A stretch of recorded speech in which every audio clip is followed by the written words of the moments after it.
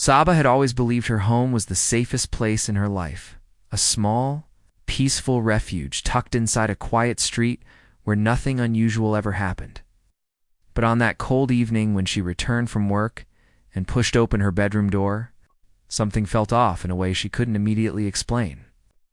At first glance, everything looked almost normal, but then her eyes fell on the window wide open, curtains fluttering like pale ghosts caught in a silent dance, cold air pouring into the room as if it had been waiting for her arrival, and a strange smell lingered in the air, not just the ordinary crisp winter air, but something else, something damp, metallic, and oddly earthy, like soil freshly dug from the ground, mixed with the bitterness of old rust.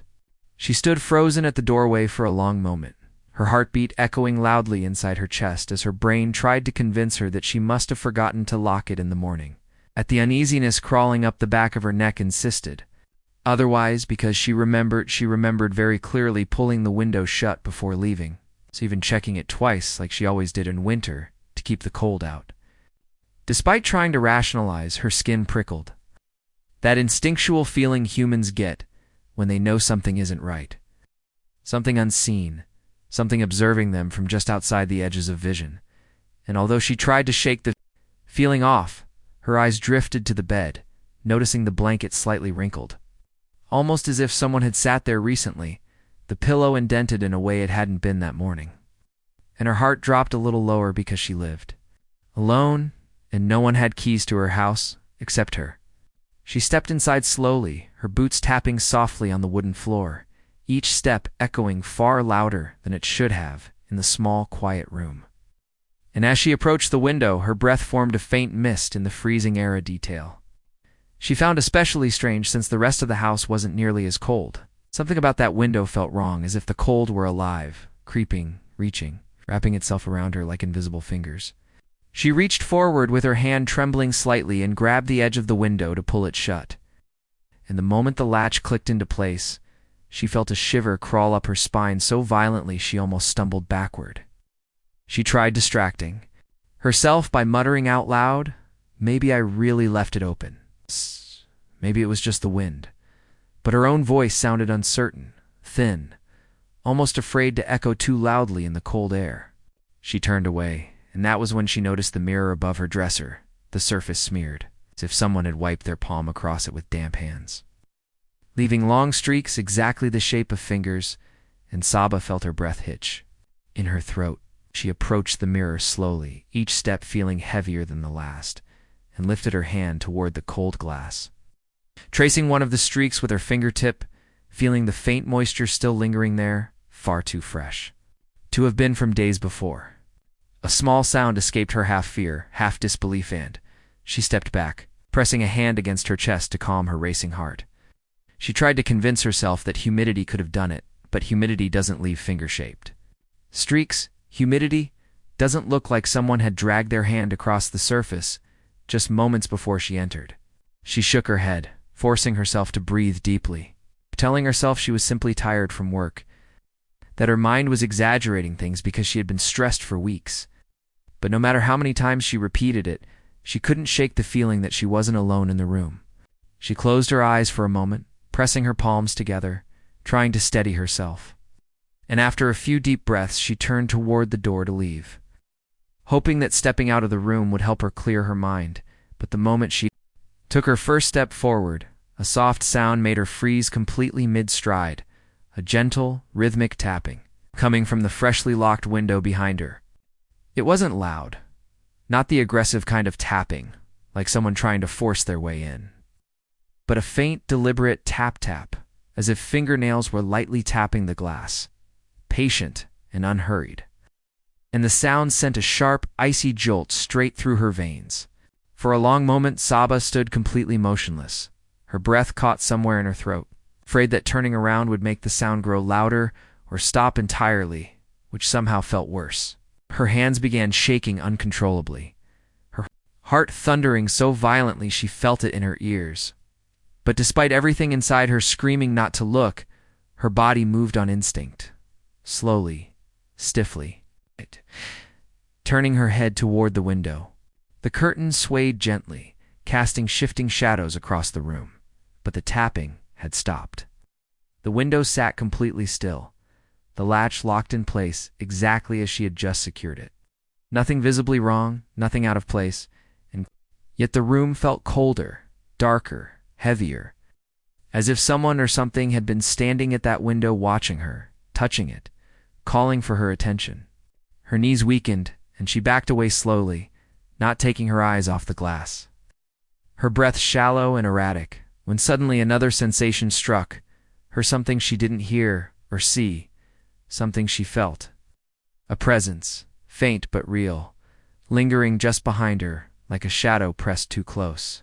She spun around quickly, but nothing was there, just her empty room, silent and still. But the silence was no longer comforting. It felt suffocating, like a quiet that hid secrets. She hurried out of the room, closing the door behind her, leaning against it as she caught her breath, trying to convince herself again that everything had a logical explanation, that she was imagining things. But deep inside, she absolutely knew something had changed in her house that night. Something she couldn't explain. Something she felt, watching her even now, as the hallway light flickered once, then again before stabilizing, leaving her in a fragile panic that refused to fade no matter how hard she tried. And as she stood there shaking, she whispered to herself, in a voice barely audible, "Please, just let it be my imagination," even though some instinctual, primal part of her already understood the truth. This was only the beginning. Saba lay in bed that night with her mind tangled in a nervous storm. Every sound amplified in the quiet of the house, every shadow seeming darker than usual, and although she kept both the hallway light and the bedside lamp on, the fear creeping under her skin made the soft glow feel useless. Like a fragile shield against something far older and more sinister than she could understand. She kept telling herself she was being paranoid, exhausted from the strange events earlier, but no matter how many times she tried to relax, her heart refused to calm, beating unevenly, jumping at every faint creak of the house, settling in the cold. Hours crawled by, the digital clock glowing to 37 a.m. The world outside silent except for the wind brushing faintly against the walls. And just as she began to drift into a restless half-sleep, a whisper, soft, slow, dragging each syllable, slipped through the silence like a cold breath, "Sa." And in that instant, her entire body tensed, as if invisible hands had grabbed her. She didn't move at first, didn't breathe, afraid that even the slightest sound or shift in her position would acknowledge the whisper, would invite it closer, and she felt the blood drain from her face as her mind scrambled for explanations. Maybe it was a dream. Maybe she imagined it. Maybe her ears were playing tricks, but the whisper came again, clearer, closer, spoken with a familiarity that struck her like lightning, because it wasn't just any voice. It was her mother's voice, the exact tone she used when waking Saba gently for school as a child. The soft warmth layered beneath it, a voice she had not heard in years, not since her mother's death, hearing it now in this silent house. At nearly 3 in the morning, filled Saba with a grief-soaked dread that made her eyes sting. She pushed the blanket aside slowly, her movements stiff and quiet, and sat upright, listening with her heartbeat pounding painfully in her ears. And when the whisper floated again through the hallway, coming from the direction of the kitchen, it carried a tremor of sadness that made her chest constrict. "Saba," Beta opened the door, and Saba felt her eyes fill with tears, not from comfort but from horror, because deep inside, beneath the grief, she knew with absolute certainty that voice was not her mother. She slid her legs off the bed, her bare feet touching the cold floor, and she crept toward her bedroom door, gripping the handle lightly, pressing her ear against the wood, her breath shallow as she strained to hear anything beyond it. The house remained silent for a long moment, and she almost allowed herself to hope she had imagined everything. When suddenly the voice echoed again, this time softer, shakier, as though whoever was speaking was standing right beside the kitchen sink, whispering directly toward the hallway, "Please, I'm cold." And the door handle slipped from her trembling fingers as she staggered backward, clutching her chest, because the tone of that last whisper wasn't simply sadness. It was hunger. She forced herself to gather what little courage she had and slowly reached toward the handle again, opening the bedroom door just enough to peek into the dim hallway. The air outside felt denser, darker somehow, as if the very atmosphere had thickened with something unseen, and as she stepped out, she kept her eyes fixed on the far end of the corridor where the kitchen door stood slightly ajar. A thin strip of blackness visible through the gap. She approached it with slow, trembling steps, each footstep sounding too loud on the floor. The tension in her chest tightening with every inch closer she got.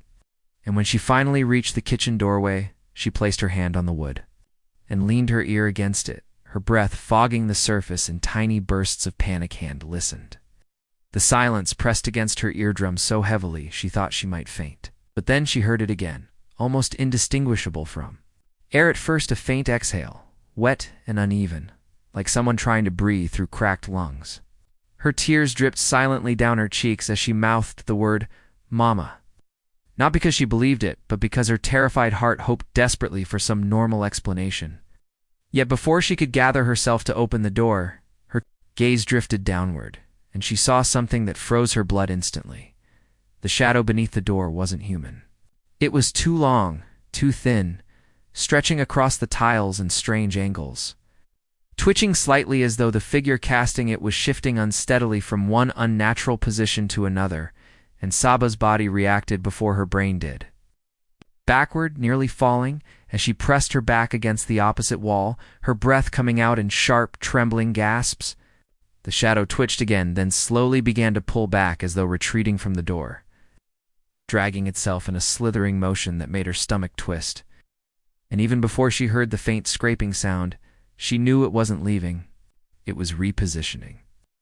The voice came again, clearer now, directly behind the kitchen door, almost cheerful, almost gentle. And yet twisted underneath was something cold and hollow. "Saba, I'm waiting." And the sweetness of the tone made her want to scream, because it sounded like someone trying to imitate her mother, but not fully understanding how emotions worked, like a puppet repeating phrases it had heard before, trying to mimic warmth without ever having felt it. No. She clapped a hand over her mouth to muffle the panic rising in her throat and backed away slowly, step after careful step, until she reached her bedroom again. She slipped inside, closed the door, softly locked it, and pressed her back against it, sliding down until she sat on the floor, hugging her knees tightly, trembling uncontrollably. She stared at the bottom gap of the door for what felt like hours, waiting, watching, terrified that the shadow would appear beneath it next. Terrified that the voice would move down the hallway and call her name again in that broken, borrowed tone. But the house remained eerily quiet, which somehow frightened her even more, because silence now felt like a warning. Like whatever had called her name was still out there, listening, waiting for her to make the wrong move. She stayed awake the entire night, knees pulled against her chest, eyes fixed on the door, too afraid to even blink.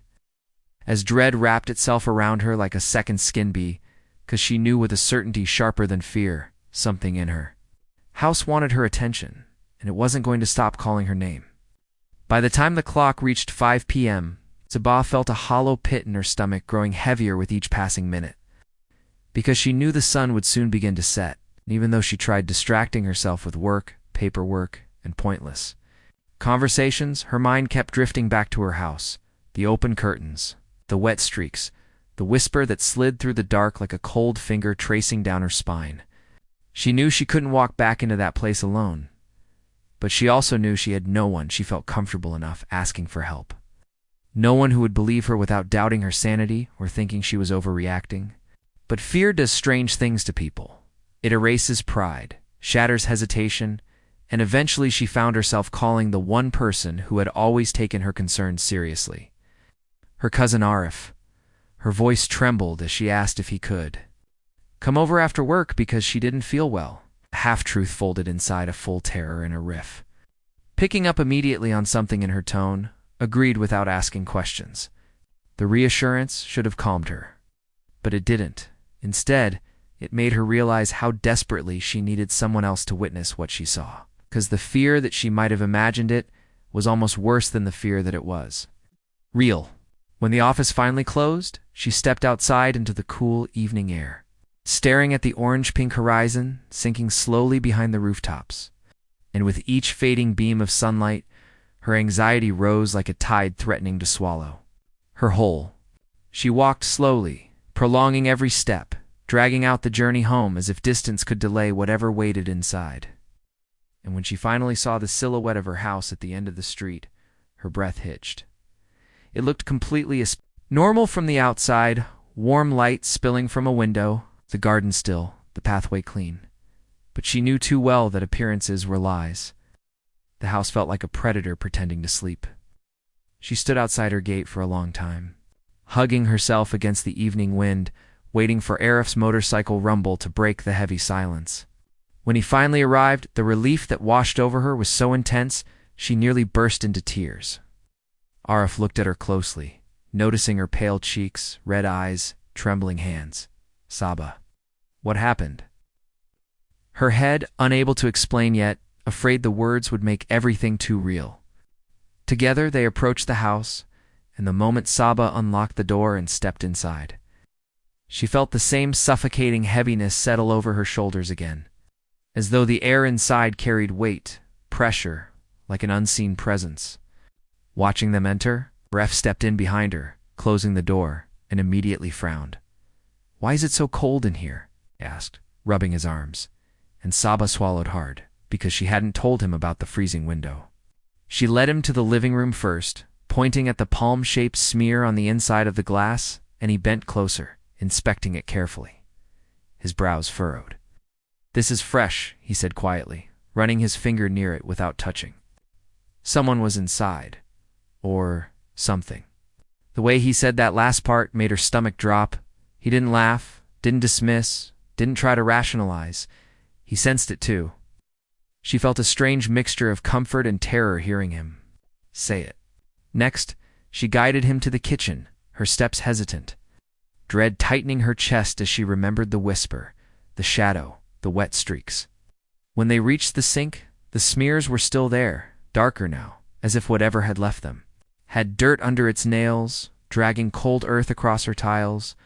Arif crouched down, touched the floor near the marks. And his face changed, the same way someone's face changes, and they realize a nightmare has already begun, long before they woke up. He didn't speak for several seconds, and that silence scared her more than anything. Finally, he straightened and said, "You're not imagining this."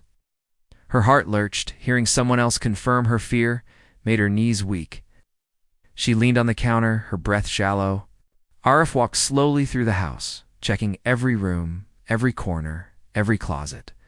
His steps cautious, guarded, like a soldier expecting an ambush. As he moved through the house, Saba noticed something unsettling. The coldness followed. It didn't stay in one room. It drifted, lingering behind them, ahead of them, as if moving with purpose, as if it knew they were looking for it. When Arif reached her bedroom doorway, he paused, frowning. "Why does it feel colder here?" he whispered. Saba's chest tightened. "That's where the window was open," she murmured. Arif stepped inside. The first thing he noticed was the mirror still faintly smeared, though the edges had dried slightly. He leaned closer, his breath fogging the glass. "This is a handprint," he said quietly. "Someone touched this." With a wet hand, Saba wrapped her arms around herself, feeling small, fragile, breakable. Arif examined. "Window next," tugging gently at the latch. "This is bent," he said, shocked. She blinked. "What?" He pointed, and she saw it too. The metal latch was warped, as if someone, or something, had forced it open with strength far greater than human fingertips should possess. And suddenly, the room felt darker, heavier. Arif turned to her slowly. "Saba, something was here." She nodded weakly. "I know." He glanced around again, frowning deeply. "And I don't think it left." Those words hit her like a physical blow. Her breath faltered. The house groaned softly, a long, deep creak from the hallway, like weight shifting on the wooden floor. Arif and Saba froze. The sound came again. Slow step. Another. Something walking. Something dragging. Something moving in the house with them. Arif motioned for her to stay behind him, his posture tense, senses sharpened. The hallway was dim, the shadows long, and the temperature dropped even further. Then from somewhere, near the living room, a soft, familiar voice drifted through the stillness. Her mother's voice. Saba, Beta. And everything inside her shattered. The moment Saba heard her mother's voice drifting softly through the dim hallway, every muscle in her body locked in place because her mother had been dead for nearly 6 years. And the sound of that familiar, gentle call, the exact tone, the exact rhythm, the exact warmth, hit her with such force that her knees nearly gave out. And Arif instinctively grabbed her wrist, pulling her close, whispering, "Don't move," even though he himself looked like the blood had drained completely from his face, because he too recognized the impossibility of what they had just heard. They stood frozen, listening, because the house had become so quiet that their rapid breathing sounded thunderous. And then the voice came again, clearer this time, closer this time, as if standing only a few steps away in the next room. "Saba, Beta, why are you scared? I'm here." The words slithered through the air like cold fingers brushing against the back of her neck. Saba felt tears gather in her eyes, not from relief, but from a fear so old and deep-rooted that it made her chest ache, because she remembered hearing her mother's voice calling her like this when she was little, right before her mother would pick her up from nightmares. But this voice was wrong. It's not just because her mother was gone, but because the tone carried something else now, something empty and stretched, like someone trying to mimic a memory without understanding. What made it human? Arif slowly stepped forward into the hallway, keeping Saba behind him, and the boards beneath their feet creaked softly. The voice stopped suddenly, as if listening to their movement, and that silence was somehow more terrifying than the sound itself. They reached the living room doorway, and the air inside felt colder than the rest of the house. Unnaturally so, the curtains swayed, even though the windows were shut tight. And the shadows in the corners seemed thicker, heavier, as though something was hiding inside them, watching. Arif raised his phone to use the flashlight, but the moment he switched it on, the light flickered violently, dimming to nearly nothing, casting a weak glow across the room that stretched the shadows even more, making them ripple like breathing shapes. Saba's heart pounded in her throat, her breath shaky, and then from behind the sofa something shifted. Not loudly, not aggressively, just a small movement. A subtle displacement of weight, like someone crouching or rising. Arif tightened his grip on his phone and whispered, "Anyone here?" "Who's there?" His voice cracked slightly at the end, betraying the fear he was trying to hide. No answer. Just the low hum of the refrigerator in the adjoining kitchen, and the soft rustle of fabric as the curtains moved again. Then the voice returned, not from behind the sofa this time, but from directly behind them in the hallway they had just walked through. "Saba, look at me." Her blood turned to ice. She spun around, trembling, staring into the hallway, but there was nothing there except dark air and a faint outline of her own shadow trembling against the wall. Arif moved quickly, stepping in front of her, scanning the corridor with his flickering light, but the voice sounded again now from the bedroom, soft but sharp enough to cut through the silence like a blade. "Come, I'm waiting." That did it. The sound of her mother's voice coming from her bedroom, the same room where the window had been forced open, where the mirror still held that smeared handprint, made Saba choke on a sob. "I can't, Arif, I can't go in there," she whispered, shaking uncontrollably. Arif wrapped an arm around her shoulders, pulling her close. "It's okay. Behind me. Not leaving you alone." They moved slowly, step by step down the hallway, every sound amplified, the soft whisper of their feet on the wood, the faint moan of wind outside, the subtle crackle of the old walls settling. But underneath those ordinary noises, there was something else, something rhythmic, faint, like breathing, but not human breathing, heavier, raspy, wet, the type of sound lungs should not be able to make. When they reached the bedroom door, it was open slightly wider than before, as if someone had pushed it after they left. The air inside was icy. Their breaths became visible. Arif lifted his phone again, the light flickering weakly across the room, illuminating the bed, the window, the mirror, and then the reflection caught Saba's eye.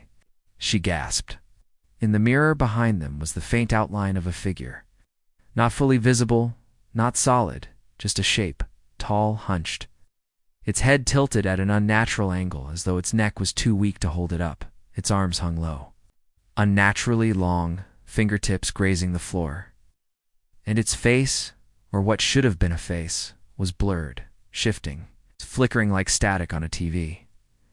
But the mouth was visible, a long, wide smile stretching too far across the lower part of its head, a smile that did not reach the eyes because there were no eyes, just darkness. And from that mouth came her mother's voice. "Why are you scared, Beta?" Saba let out a scream before she could stop herself, and the moment the sound left her throat, the figure in the mirror snapped its head upright with a jolt so violent that the glass trembled in its frame. Aref grabbed her hand. "Run," he whispered urgently. "Go now." They bolted out of the room, the hallway echoing with their footsteps, but behind them came a sound that made Saba's soul twist, a scraping, dragging noise like long nails clawing across the floor, fast, relentless, gaining speed. Arif yanked her down the corridor toward the front door, but the lights overhead began to flicker rapidly, strobing the hallway in bursts of brightness and darkness. In one flash, the hallway was empty behind them. In the next flash, the figure was suddenly closer, crawling on all fours, its limbs bending in directions limbs should never bend. In the next flash, it was closer still, its mouth hanging open, stretching wider, splitting unnaturally as it released a gurgling, choking laugh that echoed through the house. Saba stumbled, nearly falling, but Arif hauled her back to her feet. Pushing her toward the door, "Go, don't look back," he yelled. She reached the door, fumbling with the lock, her fingers shaking uncontrollably, and behind them, the creature's crawling grew faster, louder, sharper, the sound of joints snapping with each unnatural movement. The lock finally clicked open, and they burst out of the house into the cold night air.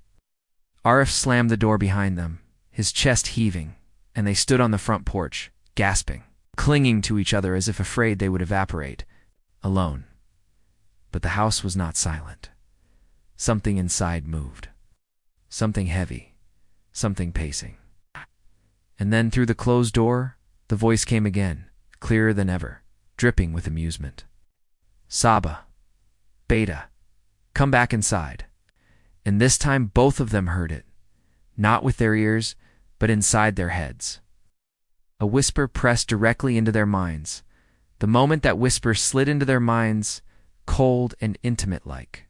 A breath against the inside of their skulls, Saba clutched her head with both hands and staggered back from the door. Her heart hammering so violently she thought it might burst, because the voice no longer sounded like her mother. It sounded like something hiding behind her mother's memory.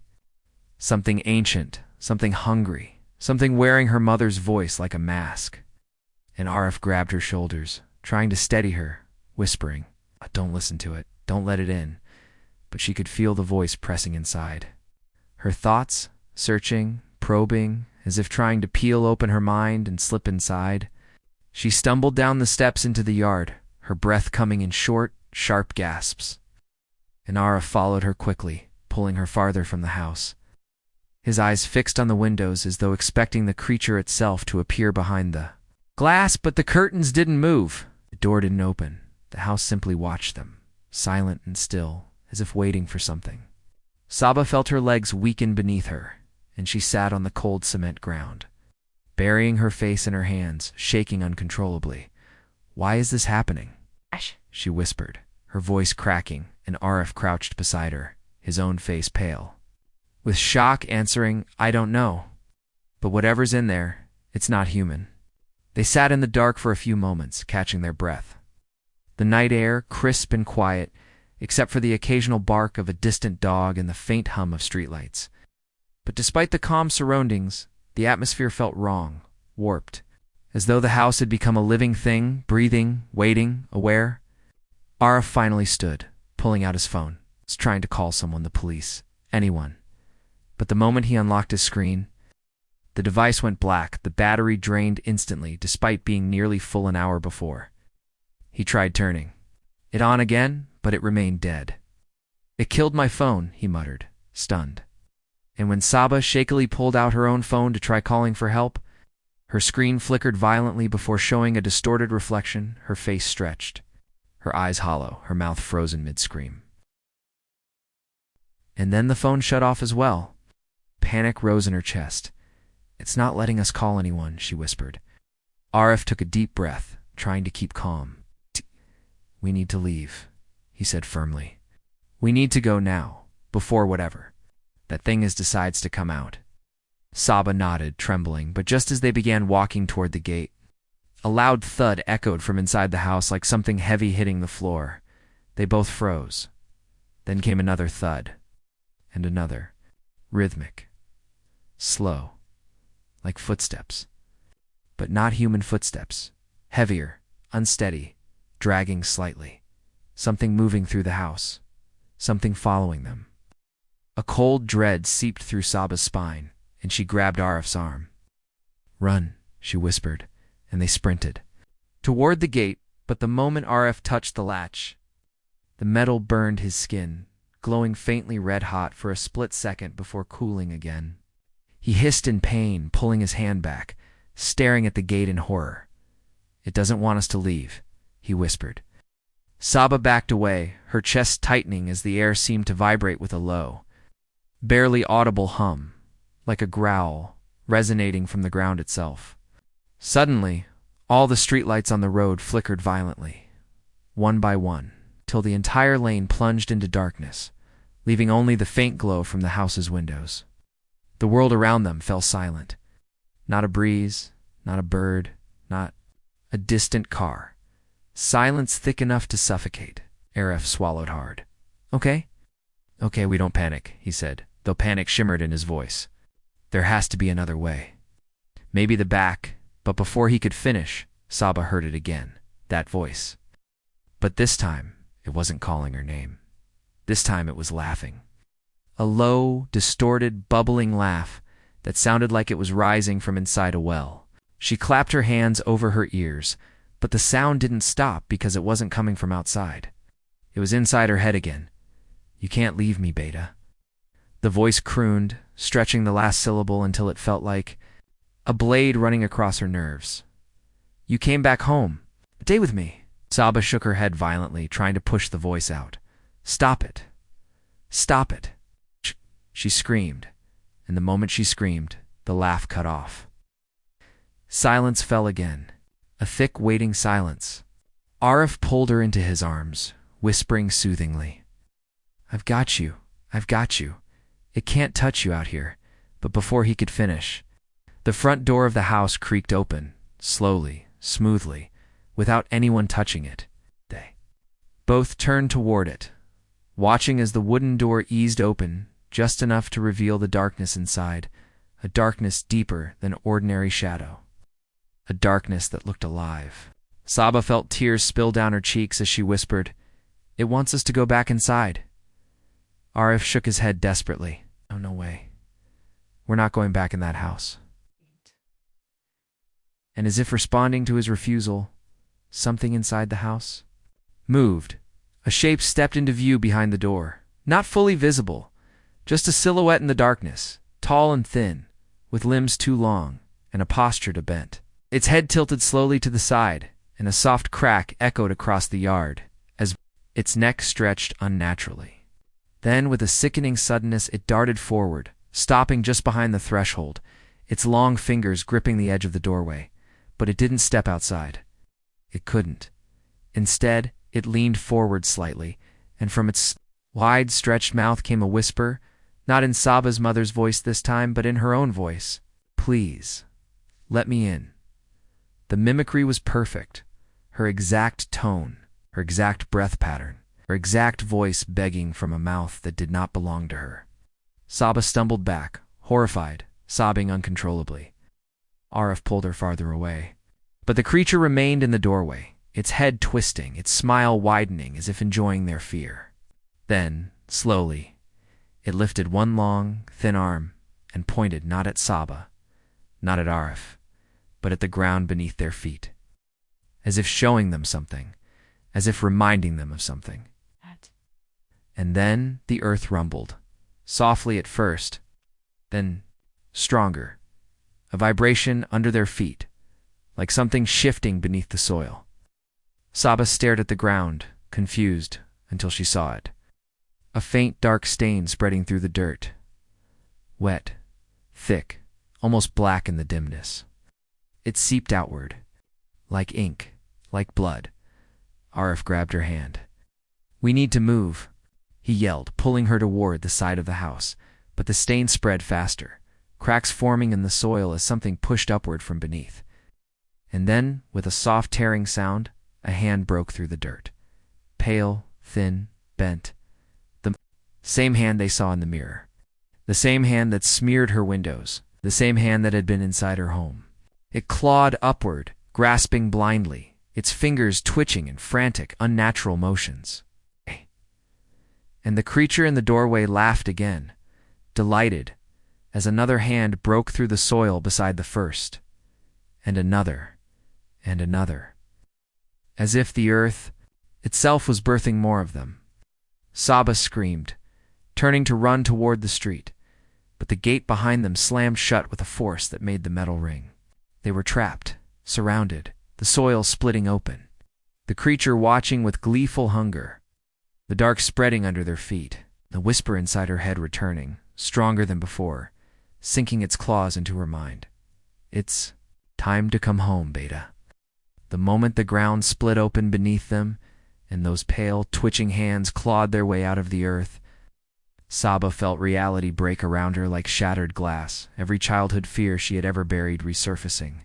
At once, and Arif, though terrified, dragged her backward toward the narrow side passage between the house and boundary wall.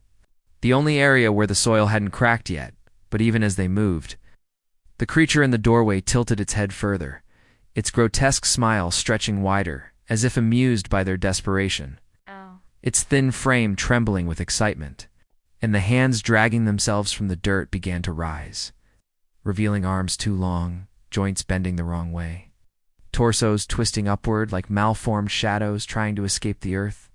Saba's breath came in sharp, rapid bursts as she stumbled beside Arif, the ground around them shaking, the air vibrating with low, guttural whispers that didn't belong to any living being, and the voice inside her head returned once more. But now it wasn't just her mother's voice or her own voice. It was dozens. Overlapping, glitching, layered like something trying to imitate every memory she had ever held. "Don't run. Home is waiting. Stay beloved." And she screamed, pressing her hands over her ears, even though it made no difference because the voices were inside her mind, clawing at her thoughts like nails scraping against bone. Arif pulled her around the corner of the house, whispering, frantically, "We need height, something it can't climb easily," scanning the yard for anything that could help them survive even a few more minutes. And his eyes landed on the old water tank ladder mounted against the back wall. Without hesitation, he dragged Saba toward it, shoving her upward first as the ground behind them split open deeper, revealing dark fissures where more shapes writhed beneath the surface, like a nest of shadows waiting to be born.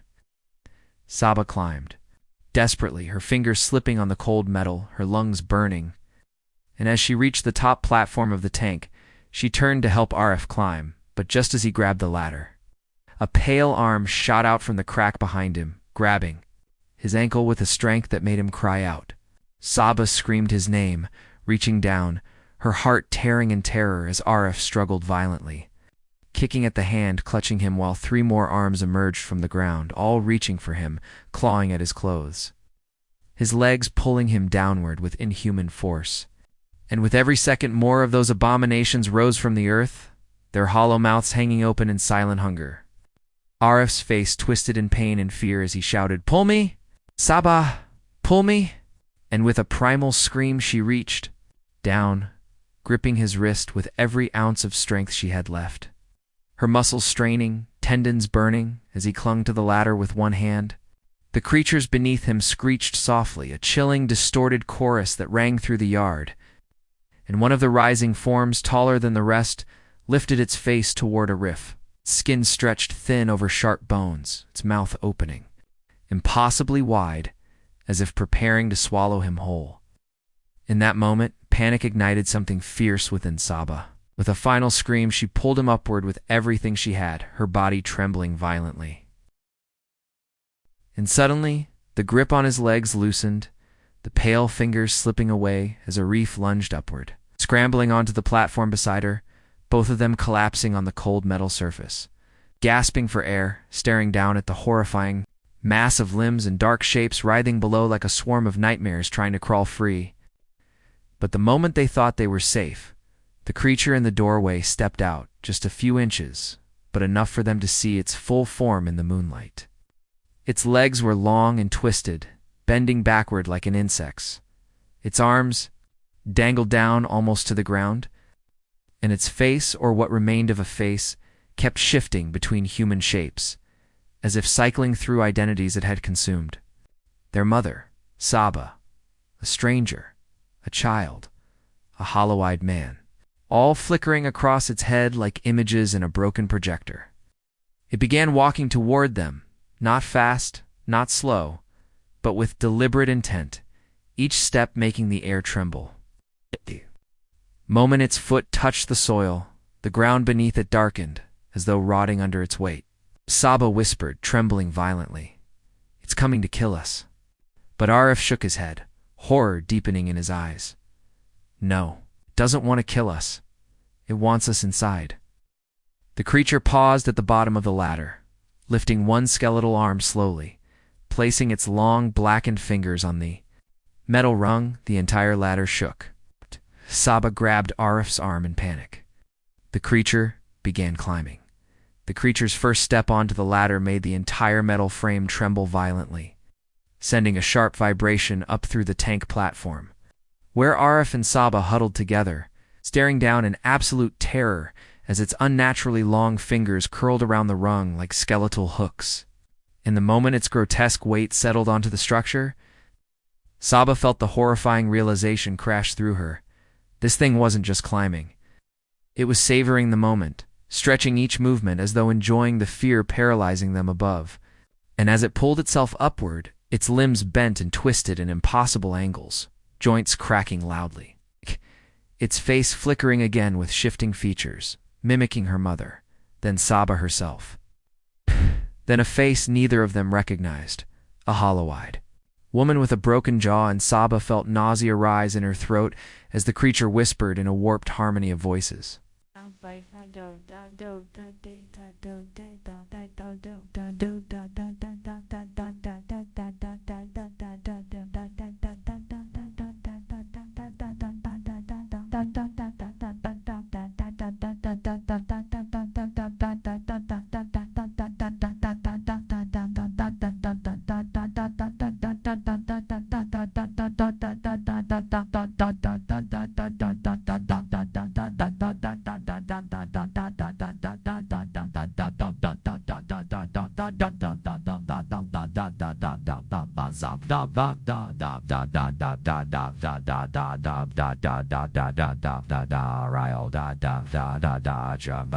"You belong with me." The words slithering up the metal ladder like a physical presence. Below, the other creatures continued dragging themselves fully out of the ground, forming a swarm of pale, trembling bodies gathering around the base of the ladder, as though anticipating a feast, their heads tilting upward in unnatural synchronization, empty mouths gaping as if silently screaming. Arif pulled Saba toward the edge of the platform where two small maintenance rods jutted from the tank flimsy, but the only thing they could possibly use as weapons, and he snapped one off, the metal squealing loudly before it broke free. He shoved it into Saba's hands. "If it comes up, stab it. Don't hesitate," he whispered, his voice shaking but determined. Saba nodded weakly, her fingers trembling as she gripped the metal rod, her breath shallow and uneven, her heart pounding so violently she could hardly see straight. The creature climbed higher, each movement slow and deliberate, as if savoring their terror, until its head appeared just below the platform. Its face flickering through identities faster now, like a malfunctioning machine trying to decide. which mask to wear, and then it settled suddenly on the face of her mother again, soft and familiar, the eyes warm, longing, the mouth curved into a gentle smile. "Beta, don't hurt me," it whispered in her mother's exact voice, and Saba froze, now tears spilling down her cheeks uncontrollably as her grip on the metal rod loosened, mind fracturing under the weight of that sickening mimicry. Grabbed her face, forcing her to look at him instead of the creature. "That is not your mother," he whispered fiercely, his eyes intense. "It's lying to you. It wants your mind. Don't look at it, Saba. Look at me." But the creature reached the top rung, its long fingers curling over the platform's edge.